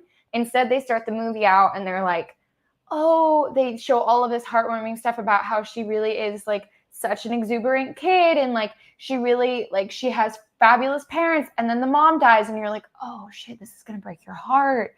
And then they kind of veer out of that and then basically go surface level the whole rest of the movie. And I'm like, really? Like, really? Blue is cute. Blue is like a happy little derpy dude. Big fan of that If. And then, yeah, even the stuff with the other imaginary If, God, I think the one actually voiced by Emily Blunt, and I can't remember her name, but she is this like really cute little, yes, her. I was like, actually, I don't even know. That's Phoebe Waller-Bridge's character. Oh, okay. Well, wait, she's British, right? Okay. Yeah, so she the is. grandma is actually from Harry Potter, if y'all didn't remember her. She's British in real life, but then the majority of the movie she had like Fiona Shaw. Yeah. Right, Fiona Shaw from. She had like a weird American accent. Yeah. Yeah. She wasn't British in the first half of the movie, and then all of a sudden her If is British. It was weird. Like she didn't have like her accent wasn't defined the whole movie. Yeah. And so that was like kind of a weird plot hole. Like, are you British or were you like trying to like Americanize yourself more when you came to this States? And that's why you were not British. Like it was weird. Like there were just certain things about this movie that I'm like, man, you could have gone so much further with this and y'all chose to cop out. That's what it feels like. The movie feels like a cop out a little bit. I mean, like John was saying last week, Blue reminds me of Foster's Home. Yeah, I was like, there's a character named Blue in this. I'm like, they're not even hiding that this rips off Foster's Home. Like, come on. The Foster's Home and Drop Dead Fred were the biggest like things that I saw when I watched this trailer. I'm like, yeah, that's kind of one of those things where it feels like it's a live action Pixar movie that John Krasinski wanted to direct, but it's not a Pixar movie. You know, it didn't hit the way Pixar movies hit. Pixar movies like tell a story, you're attached to it. I've never had like a sort of cartoon movie in my life make me cry and bawl like Pixar movies do. Like they just have so much heart and soul in it, and this script is just completely lacking heart and soul. Deep. This is, however, okay, so in terms of John Krasinski directed projects, he co-wrote the first Quiet Place, and that was probably his best movie. Then he only wrote he was the only one who wrote Quiet Place Part 2, and that was like pretty good, but it was clearly a lot weaker. And this he also wrote by himself. Maybe I think John Krasinski should stick to movies he doesn't write himself. Right, I think he's a better director than writer. So I think he should just not write his own movies. I think he should just stick it to other people. I mean, even like Ben Affleck, who you know, a lot of praise for his directorial debut. I remember, I don't think he wrote that by himself. Did he? Wasn't Argo co-written? Where, I mean, he directed it obviously, but I mean, there's been other, you know, actors turned directors. Like we've talked about Bryce Dallas Howard going into that more. She's doing a lot of TV where obviously she's not writing the episodes, but she's directing it. And I think that's a great place. That seems like such a natural move because her dad is like such a famous director. That's how she right. But the point, I mean, the pattern usually is like, you know, Kenneth Branagh, for example, fantastic actor, Shakespearean actor. He's got stage training. He's amazing on screen. He also directs a lot of movies. He directed the first Thor movie in the MCU. But he doesn't really write those movies. He just, you know. Yeah, and also Chris Terrio wrote Argo. That's if anything, that's just, you know, gives you less to do and focus on. And like you said, John, maybe that's the best way to. Because like sometimes they're just like really good, like directors. Like for the most part, I'm just trying to think of like a really good director. Well, we were talking about Francis Ford Coppola earlier. Did he write Megalopolis, or is he just directing it? I am going. Since it's a passion project, I imagine he wrote it. Yeah, he wrote it. He wrote, produced, and is directing it. So, you know, he. But we were getting mixed reviews for it, so. So I don't know. That goes to tell you. We'll see. But he co-wrote the Godfather script, like with Mario Puzo.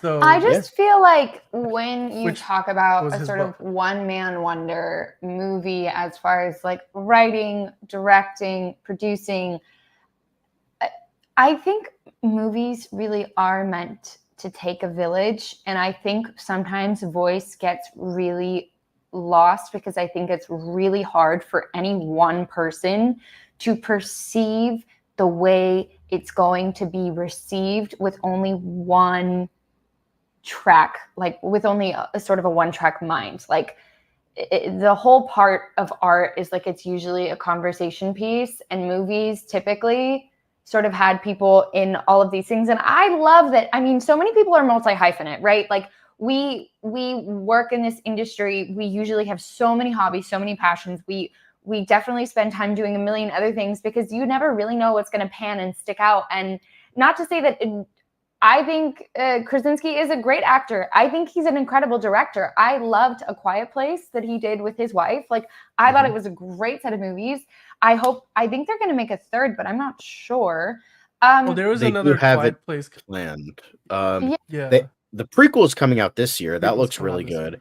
But they also have a part 3 planned. So I don't know how the fuck they're going to do that. But I think that that's a fabulous movie. And I think it's so wonderful that he's branched out. But I also just, it feels a little greedy to me because sometimes I do think you need like another person to step in and be like, okay, but maybe this could make this better. You know what I mean? Like it needs to take a village. Right. Just like, I feel like movies are babies, right? They're like little children that you have to like guide up and grow, and children take a village. Like, yeah, absolutely. Takes a village. So, I mean, and then going back to Ryan Reynolds quickly, one of the observations I'll make here, like between this, the Apple TV Plus holiday movie that he made, which I think is getting a sequel, but that, and then a lot of the other projects he's done recently where he just either has a cameo or an extended cameo, or that Netflix movie that he did with Gal Gadot and Dwayne "The Rock" Johnson.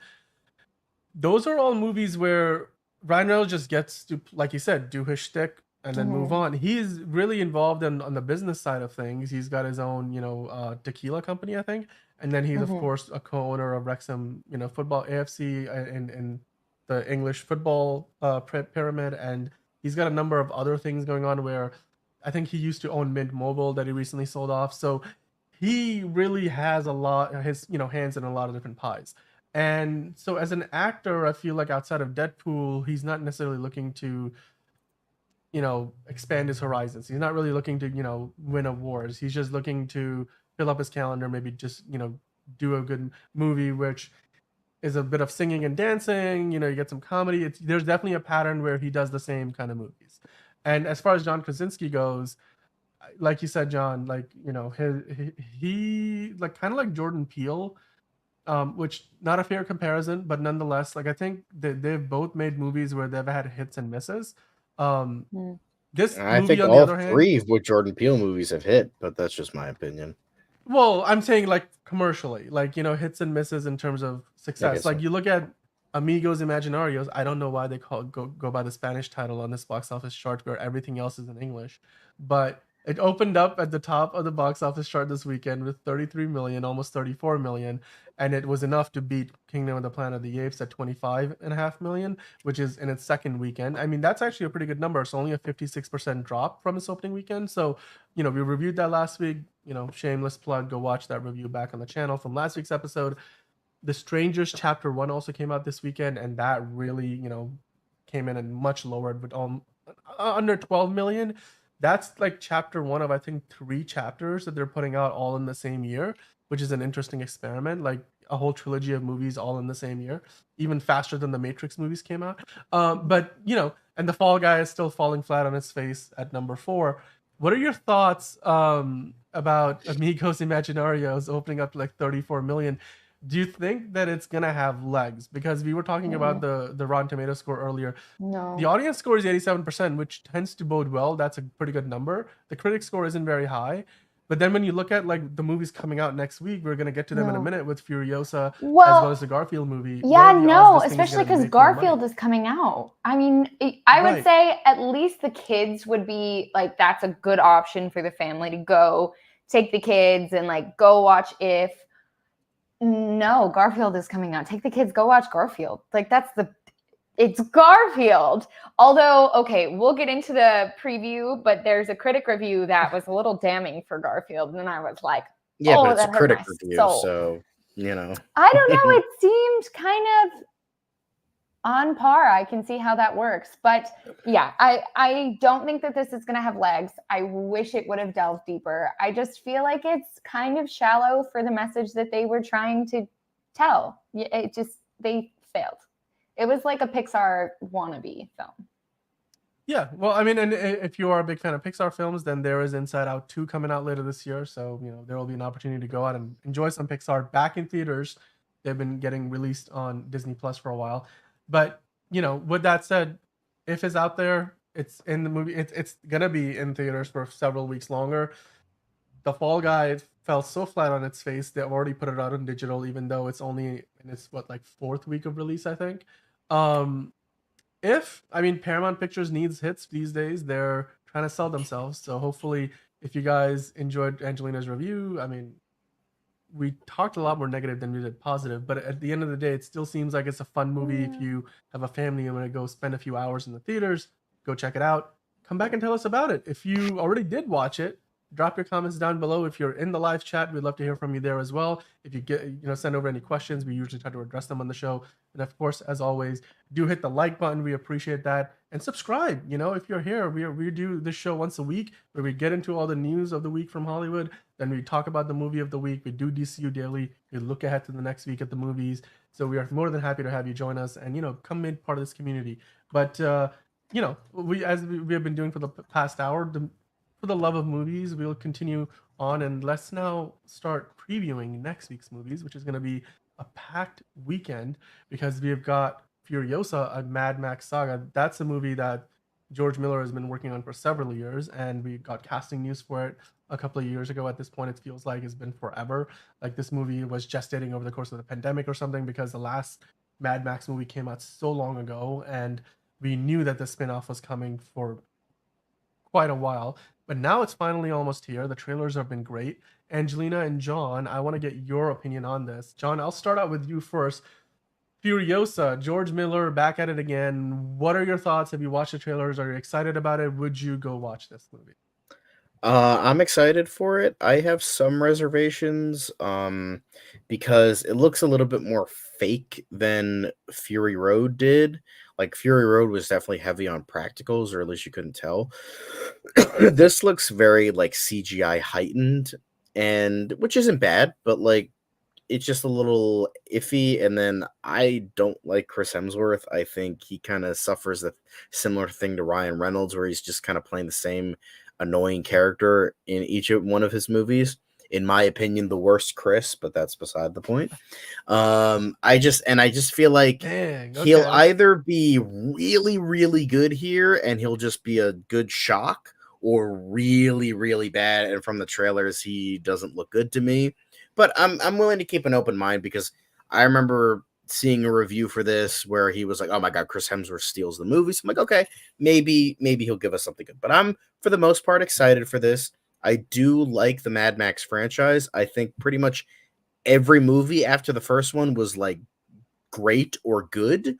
So I think that definitely helps it. So, and George Miller, yes, his last movie was kind of, from what I heard, not great, but he's kind of going back to what he's great at. So, we'll see. And, Anya Taylor-Joy is always a treat to see on screen. Mm-hmm. She's exceptional, and I think she'll do a good job with this. I know that photo was kind of creepy. His hand is really low. Yeah, he doesn't pull a Keanu Reeves. Yeah, but, granted, she's like a giant, but that particular photo gave me the ick. I said, "Ooh, she's married, it's bro." Okay. But yeah, Dan is like, I will not be saying anything about that. But yeah, I think George Miller can do a lot good, do a lot of bad, but I think this might be another hit for him, hopefully. And then hopefully we can get a Mad Max 5, because I would really want to see, Mad Max just fall into the, another more man with no name type of thing. But I'm excited, have some skeptical aspects to it, but for the most part, I'm excited. Yeah. I mean, I love Anya Taylor-Joy, so I'm excited to see this movie. I watched most of her stuff that's come out. I even went back at one point and watched Split, which was how she got her start. If y'all don't remember, she used to be a brunette. She's been in Peaky Blinders. I love her, honestly. I think she's an incredible actress, and it's always fun to see her. I think she plays something subtly different. The problem with that trailer is I agree 100%. Chris Hemsworth steals the show in a bad way. I was like, oh, Thor has a nose piece on. Cool. Love that. So I'm a little worried that he's going to sort of take up too much space in his Chris Hemsworth sort of way. And I really hope that doesn't happen. I will want to see a different character that time of his life. I mean, I don't know. Eventually, theoretically, we could get Thor back, right? He is a god. He doesn't die. I think he's been more willing in recent times. He was very disheartened after the last Thor movie came out, which was terrible. But, he's recently indicated he might be coming. I mean, I think he's meant to be in the next Avengers movie, so he's not done with the MCU just yet. Yeah. So, but with that being said, that's been such a large part of his career that this movie will honestly sort of make it or break it as far as his career goes, whether he's going to be Ryan Reynolds or he's going to be a Chris Hemsworth that can play a lot of different things. You know what I mean? They've tried to launch other franchises with him, like Men in Black International with him and Tessa Thompson. That completely flopped. And I think, what's the movie series on Netflix that he's been a part of? They've done 2 of them. I forget the Extraction. Extraction. I actually did like Extraction. I liked good. The first one. I haven't seen the second one. It did get pretty decent reviews, I think. I did like the first one. I didn't watch it until my dad actually turned it on when I was back home. He's like, we're going to watch this movie. And I was like, okay. But yeah, I'm very excited. It looks fun. It looks super action packed. I love a good action. This seems like a really good time at the theater. I'm excited to go see it. So. Yeah. I mean, and then I will quickly switch over here. I found some box office information for this. It looks like it's tracking for a really good start, 80 to 85 million worldwide. That's a really good number. We know the Garfield movie already has been released abroad, and of course these 2 movies are coming out Memorial Day week in the US, which is a big week for movies. A lot of people go out and they have a long weekend. So I'm hoping that that has a positive effect because Hollywood really needs it right now. I've been reading reports in recent weeks that this looks like a very bad summer for the movies in terms of box office receipts, because there's not a ton of big franchises out there, and the ones that are out there are far and few in between. And we have Deadpool and Wolverine. We've got movies like Furiosa coming out as well, but the box office is already struggling as is, and without one of the big, we're not having another MCU movie, not having like a DC movie, not having a Star Wars. We have Inside Out too, but that's not one of those bankable Pixar properties, and Pixar also has been struggling in recent years. So the hope is that if it gets off to that good start with 80 to 85 million, that it then continues to make money, because it's not like the last Mad Max movie made bonkers money, but it made plenty of cash for what it was, and it more than made its money back. This is also the character that Charlize Theron plays in that movie with Tom Hardy, and now we're getting her prequel. And quite frankly, they've been working on this movie idea for the better part of a decade. So I mean, hopefully George Miller was able to realize his vision fully and completely, and we'll see how that comes to play and how that looks on camera. But there's of course the other big cat in the room, and that's Garfield. And Garfield is going to get his time in the sun. And Chris Pratt, people were like, okay, when he was cast as the voice of Mario, they were like, oh boy, what's going to happen now? And lo and behold, it was the highest grossing movie of the year until Barbie. It ended as the second highest grossing movie of the year. But now that we're here in 2024, Chris Pratt is voicing another iconic character that's animated. Angelina, what are your thoughts about the Garfield movie? Are you excited about it? Have you read some of the reviews? Tell us what your thoughts are. Yeah, so I just want to read this because this one was like, oh God, it hurt my soul. I was like, damn. With that accent in mind, in my brain, that's how it sounded. So Charles Bramesco from The Guardian wrote, audiences have spent decades of mornings with Garfield. We know Garfield. Garfield is a friend of ours. Senator Chris Pratt is no Garfield. he rated the movie 1 out of 10 or 1 out of 5. And I was like, I couldn't believe it. That's such a damning quote. And that also being said, like, I feel like Chris Pratt is kind of a Ryan Reynolds. Like, he kind of just steals the show in the wrong way. But I can see him being Garfield. Like, Garfield in the trailer, like straight up, and I'm like, he got the timing right. He gets the slowness. He gives it a little something in there. It's kind of the same humor that Chris Pratt has. It's sort of, especially from what made Chris Pratt famous, that show? I can't remember. Parks and Rec. Yes, Parks and Rec. There we go. I was like, it's not coming to me. His humor and his character on Parks and Rec, like, he was Andy, right? If you make that snarky, that's Garfield. No, kind of a little bit. And I could kind of see it. And like, if you make him like a begrudging little fat cat with a sassy little attitude, that's Garfield. I think I don't know. I'm kind of excited for it. I love Garfield. It's also nice. I do love Garfield. Yeah. When's the last movie that came out? Years ago. Oh, they had those live action movies in 2004, 2006. It was the Garfield the movie. That's 20 years ago, Dan. Kitties. I know. I watched them. I mean, I was a lot younger, but like I watched them back then, and I was like, they were fun for what they were. They were fun. Like, you know. It's Garfield. But it's been a long time. This is, of course, it's an animated movie. By the way, you were talking about the Guardian review. I just want to quickly read the review from Boston Globe, because it just seems like they're just going in on it. It's like, this movie has no reason to exist, says Odie Henderson. He's like, so why? It's ironic, his first name is Odie. So why'd you do it, Garfield? I know why. Lasagna prices have gone up, and you know this is going to make money as Memorial Day weekend counter-programming to Furiosa, which is a good point. That this movie very much is counter-programming Furiosa, and it will probably eat IF's lunch as well, because it's already been tracking really well, and they released it, internationally early in some markets, and it's already gobbled up like $30 million worth of lasagna, if you will. So, John, I wanted to ask you, what are your thoughts about this? Are you kind of in line with what the critics are saying? The critics score right now, fuck the critics. They don't know anything. I'm excited for it. I literally watch Garfield every Halloween, Thanksgiving, and Christmas along with the Peanuts. Like, that is like a holiday tradition no matter what. And so I grew up with Garfield. I read the comic strip. I watched those TV specials. I love Garfield, and I watched those god awful live action movies. And of course, as a kid, I thought they were like the greatest movies ever, because like when you're a kid, every movie is the greatest movie ever. So I was like, hell yeah. And when I saw the trailer, I'm like, this, I mean, at the very most, it'll be like kind of generic. It'll be like a run of the mill kids movie, which, like, you know what? That's fine. If like that's the worst it can be, then fine. And I think Chris Pratt does better as Garfield than he did as Mario.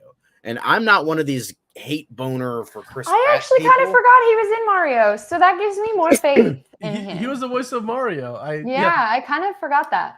So I have more faith in him now. Yeah, I think he's, and the thing is, he does kind of remind me of that Ryan Reynolds vein. But I think the thing, Dan, I think you mentioned this like a couple weeks back, but the good thing about Chris Pratt is that, unlike Ryan Reynolds, I feel like he does try to do different things. Right. Like look at his biggest roles. Like Parks and Rec, Andy Dwyer, Star-Lord, and his character in Jurassic World, they feel like three separate characters. And then he also does something goofy, like he does goofy kids movies like Garfield and Mario. But then he did something like Terminal List, and then he does, and then he goes back to Guardians 3. Makes me happy. And I feel like we're getting like different things from him. Like, that's a good point. In terms of comedy, I can kind of see he kind of does like a little bit of the one trick pony, but I feel like he does enough different stuff. I feel like there are hints in Jurassic World and Guardians that are like a little, like, I feel like the Jurassic World character sort of led the way for the Guardians character. You know what I mean? Like, it kind of, they're very similar. No, the Jurassic World came after. Came after. He was cast. No. Are you sure? It was a Guardians of the Galaxy. Guardians was 2014. First. Jurassic World, I think, was 2015. It was because of the Guardians of the Galaxy being such a huge hit that he then got cast in the Jurassic World movies. Okay, that makes sense. Yeah. But I mean, like, all around, I feel, well, on the topic of Jurassic World, I think they kind of underused him a little bit in that franchise, because they almost put him into this typecast of a leading male rather than let him be himself a little bit more, because I think his comedic timing is so good that if they kind of gave him a more well-rounded character, you know, it would have boded better for those movies, because I think those movies were sort of missing some of that charm that we had in the 90s, particularly Jeff Goldblum, the first movie. I think he brought a little bit of that "this is ridiculous, what's going on" kind of a vibe, and I think Chris Pratt could have really pulled that off. And you know, of course, it is what it is now. It's in the past. He's playing Garfield. I mean, Garfield is one of the most recognizable cats in all of, you know, cinema and entertainment. I, for one, am still waiting for my Burt Macklin FBI movie. Like, I want to see Burt Macklin FBI. That's the movie that, you know, alongside what's the name? Midnight? Why am I forgetting the name? Huh? Threat Level Midnight, was that the name? Was that the Office? That was the movie? that was the Office. I know, but I thought like maybe it would be like kind of the same thing, because like you'd be kind of the same thing. Yeah. I mean, I'm waiting for that movie, Burt Macklin FBI, and then I'm waiting for my Les Grossman movie. We know that we're gonna get a Les Grossman movie because that was announced. I mean, I don't know when Tom Cruise will have time to actually film it, you know, in between going to space and filming the next 5 Mission Impossible movies and another Top Gun Maverick sequel. But we're getting Garfield this upcoming week, and if you're not upcoming week, and it's like tomorrow, it's gonna be dropping tomorrow night on Thursday night. Yep. You've got Memorial Day weekend. It's a long weekend, whether you want to watch the Garfield movie or whether you want to go watch If, which has already been out. 2 really good family movies to check out. Or if you want to watch The Fall Guy because nobody else wants to watch it, so you're just going to give it a pity watch, you could check that out. And if you happen to be interested in Kingdom of the Planet of the Apes, that's still around if you just, you know, want more apes, because you didn't get enough of those already this year. Between Godzilla and Kong and all the other apes movies that are on the horizon. Nobody else just caught that he just coughed directly into the camera. He said, yeah, he did. Sorry. I caught it. I'm hoping not to actually catch it because I've already, you know, been getting allergies, virtually pollen everywhere. Sorry. But guys, there's also Furiosa. Go check if you want to go check that out. Between Garfield and Furiosa, there's all these different movies coming out. Memorial Day weekend is a great weekend. It's basically what kicks off the summer holiday movie season officially. And we'll see you back here on the next episode of Oh So Curious. It's been another great show. Angelina, John, it's been fantastic to have you guys on as always. Bye. And, you know, for the love of movies, we'll be back here next week on the show. Until then, goodbye. Peace out. Happy Memorial Day weekend, everybody. That too.